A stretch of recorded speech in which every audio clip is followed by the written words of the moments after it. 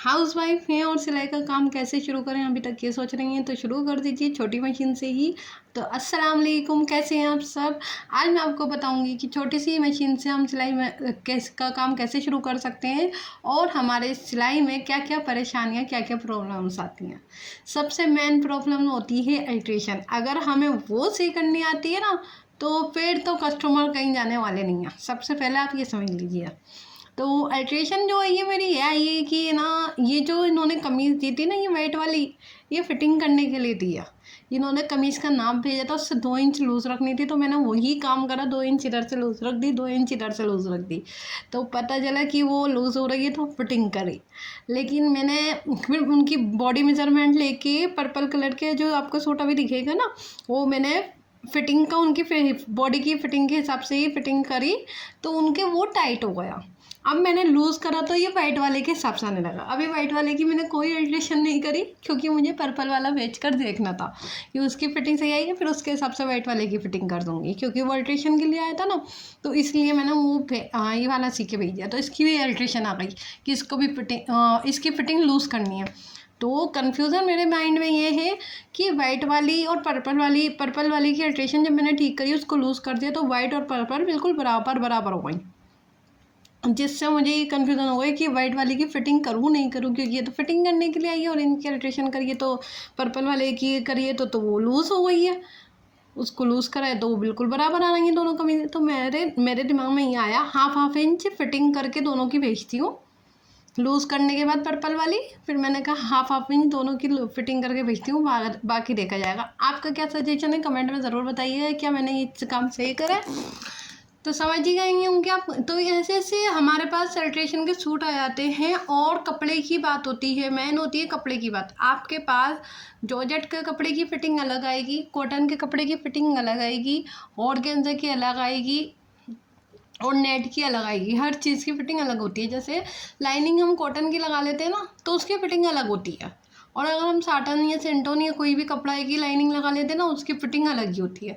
तो ये भी हो जाता है इनके साथ। तो ये चीज़ होती है, सबके साथ होती है। तो मुझे कन्फ्यूज़न थी, तो मैंने हाफ इंच की और फिटिंग कर दी दोनों की। तो अब देखेंगे क्या होता है, क्या रिज़ल्ट आता है इसमें। चेस्ट इनके 24 रखे थे मैंने पर्पल वाली के, और वाइट वाली के 25 रखे थे।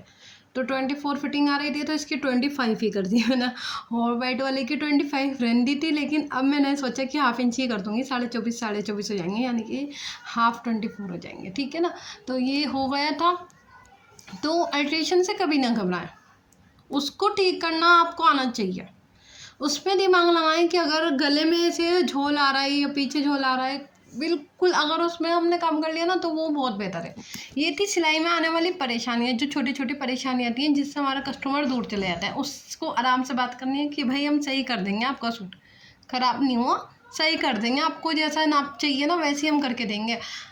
ये थी सिलाई के आने की परेशानी। और सिलाई की आप शुरुआत कैसे कर सकते हैं। आपको कपड़े सीने आते हैं तो शुरुआत कर दीजिए। देखिए, अर्निंग करनी एक लेडी के लिए बहुत ज़रूरी है आज के ज़माने में। एक तो महंगाई ने तोड़ रखा है, महंगाई बहुत ज़्यादा हो गई है, घर चलाना मुश्किल हो जाता है हम औरतों को।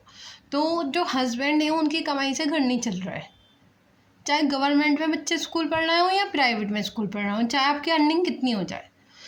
लेकिन हम ये कोशिश करते हैं जो हमारा बजट है ना वो उसमें हम काम करें, लेकिन हमें करना ज़रूरी है। आज नहीं करेंगे तो फिर कल पछताते रह जाएंगे। तो आज जो आपने सोचा है कि हमें सिलाई करनी चाहिए, वो करना शुरू कर दें आप। सबसे पहले आपके पास छोटी मशीन है, आपके पास बड़ी मशीन नहीं है, कोई बात नहीं, उसी छोटी मशीन से काफ़ी काम आता है और हम करते हैं। और उसी छोटी मशीन से हम अब बाकी चीज़ें भी ले लेते हैं और उसी छोटी मशीन से ही हमारी बड़ी मशीन आ जाती है। किस तरह, मैं बताती हूँ। मान लीजिए आप कर्जे की सोच रहे हैं कि मुझे बुटीक खोलनी है, कोई भी लेडी सोच रही है कि मुझे बुटीक खोलना है। भाई मैं तो बुटीक खोलूँगी बड़ा सा, उसमें वर्लॉक मशीन पीको मशीन रखूँगी, लेकिन मेरे पास पैसे नहीं है, कहाँ से करूँ मैं। काम की शुरुआत किसी ने सोच ली तो वो ये सोच रहा है बुटीक खोलने के लिए, तो पैसे नहीं है, कर्ज़ा ले लेते हैं। तो वो कर्ज़ा आपको भारी भी पड़ सकता है। दो सोच रखी है कि हमने कर्ज़ा ले लिया और हमारा बुटीक नहीं चला, हमें बंद करना पड़ा, तो हम कर्ज़ा कैसे उतारेंगे। तो वो 2 सोच रखी है, क्योंकि शुरुआत में बुटीक चलना मुश्किल हो जाता है। 1 साल तो ऐसे ही जाता है, एक आध सूट आ गया, रिश्तेदारों को सी दिया तो दे दिया, इस तरह से एक आध में ही काम चलता है। 1 साल तक बहुत पेशेंस, बहुत सब्र रखना पड़ता है इस काम के लिए। तो मान लीजिए आपने 1 साल के लिए, फिर 1 साल बाद आपको बंद करना पड़ा, वो बुटीक काम नहीं आया, तो फिर कर्जा कहाँ से उतारेंगे? तो कर्जा तो मैं कहूँगी इसमें लीजिए नहीं, इसमें बिल्कुल आप 0 पैसे से अर्निंग कर सकती हैं। किस तरह?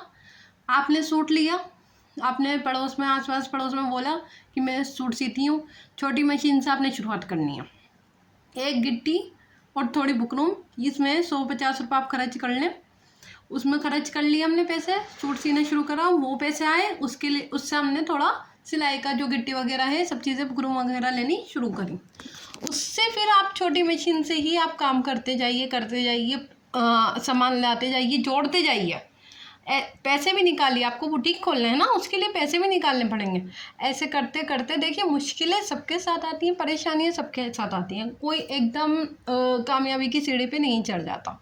अभी हमें भी आगे बढ़ना है, लेकिन एकदम तो नहीं मिल जाएगी ना मंजिल, किसी किसी को मिल जाती है मंजिल यूँ ही की हुई, कुछ कोशिश भी नहीं करनी पड़ती, कुछ मेहनत भी नहीं लगती, कुछ पैसा भी नहीं लगता। तो यहाँ क्या है, आपका पैसा नहीं लगेगा। आपने सूट सिया, 200 रुपये आपके पास आए या 150 रुपये आपके पास जाए, जो भी आपके इलाके का लगता है, 100 रुपये भी लगते हैं, कहीं कहीं 150, कहीं कहीं 200। तो लेडीज़ का यह होता है, कहीं कहीं 250 भी होते हैं। तो आपने शुरुआत कर दी, 1 सूट सिया, देखिए जो आपके इलाके में पैसे लगाना है ना, उससे 50 रुपये कम लीजिए। जैसे कोई लेडीज़ है या जेंट्स है, जो भी टेलर सी रहे हैं या ना लेडीज़ सी रही हैं, उनसे 50 रुपये आप कम लीजिए। उससे क्या होगा, आपके पास कस्टमर आएगा, उसी कस्टमर को, वही कस्टमर आपको 200 रुपये भी दे के जाएगा जब आप परफेक्ट हो जाएंगी। तो जब बढ़ा देंगे 150 से, अगर 200 है तो 150 से शुरुआत कर लिया आपने सूट सीने की, तो 150 से जब शुरुआत करी, तो उससे जो आपका काम बढ़ेगा, वो पैसा आपने जोड़ा, उसी से आपको मशीनें लेनी है, उसी से आपको टेबल लेनी है, उसी से आपको प्रेस लेनी है। टाइम लगेगा, 2 साल लग जाए, कोई बात नहीं, लेकिन उन्हीं पैसों से लीजिए। ओवरलॉक मशीन ले ली, तो ये तो हमारे पैसे लग गए इसमें, हमने बुटीक में पैसे लगा दिया, हम बुटीक खोल लिया, या हमने रेंट पे भी लेना है तो रेंट पे लेने का कोई फ़ायदा नहीं है, अभी ले लिया हमने, बुटीक खोल लिया, एक कोने में हमने अपना बुटीक खोल लिया। वहाँ ऐसे आप शुरुआत करेंगी, फिर आप उससे जोड़ने भी लगेंगी पैसे, और अर्निंग भी बहुत अच्छी होने लगेगी।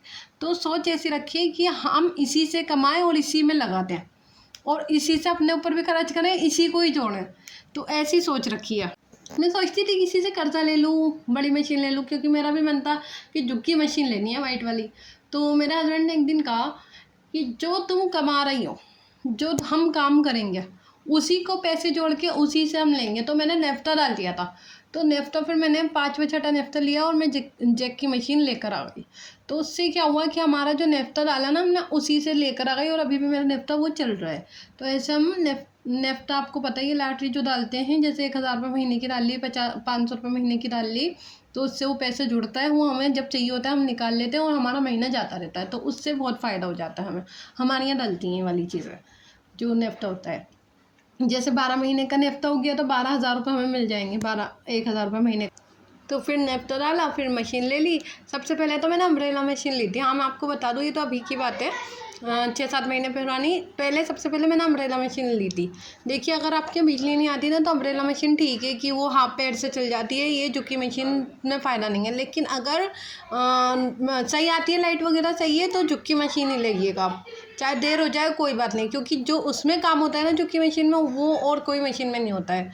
इसीलिए अगर आप झुकी मशीन लेना चाहती हैं तो उसमें पेशेंस रखें, और छोटी मशीन पे काम करते रहे। मेरा तो सजेशन ये रहेगा, छोटी मशीन पे काम करते रहें, क्योंकि 1 साल तो मैंने यूज़ करी है अम्ब्रेला मशीन, लेकिन अब मेरे यूज़ की नहीं है वो। हाँ, हमारे यहाँ लाइट आती है, दिल्ली में हम रहते हैं तो हमारे यहाँ लाइट आती है, तो इस वजह से हमें कोई परेशानी नहीं है। अगर लाइट नहीं आएगी तो मुझे उसकी ज़रूरत भी पड़ेगी, इसलिए मैंने वो अम्ब्रेला मशीन रख रखी है। लेकिन फिर मैंने टेबल ली। देखिए, टेबल के लिए बहुत इंतज़ार करा कि कब जाएंगे। हमारा ऐसा रहता है कि कब जाएंगे, टाइम ही नहीं आता जाने का। लेकिन जब अल्लाह का हुक्म होता है ना, तभी हम जाते हैं। मैं तो मानती हूँ अल्लाह का हुक्म होता है ना, जब हम हमारी चीज़ रखी होती है तभी मैं जाती हूँ, ऐसा होता है। तो टेबल जो है सेकंड हैंड के लिए मैं गई थी, नई भी देखी मैंने, लेकिन नहीं, मुझे ज़्यादा अच्छी नहीं लगी, क्योंकि बड़ी नहीं थी, और ये जो टेबल थी बहुत बड़ी मुझे मिल गई। जितनी मैं नाप के लेके गई थी ना उतनी मुझे मिल गई। फिर ओवरलॉक मशीन भी सेकंड हैंड मिल गई, फिर जुक्की मशीन भी मिल गई जनवरी तक। 1 साल बाद मैंने जुक्की मशीन भी खरीद ली। तो 1 साल के अंदर अंदर ये सब चीज़ें मैंने खरीदी हैं। अब परेस रह गई है, वो भी मैं ले लूँगी। आप भी अपना काम शुरू करें। अल्लाह हाफिज़।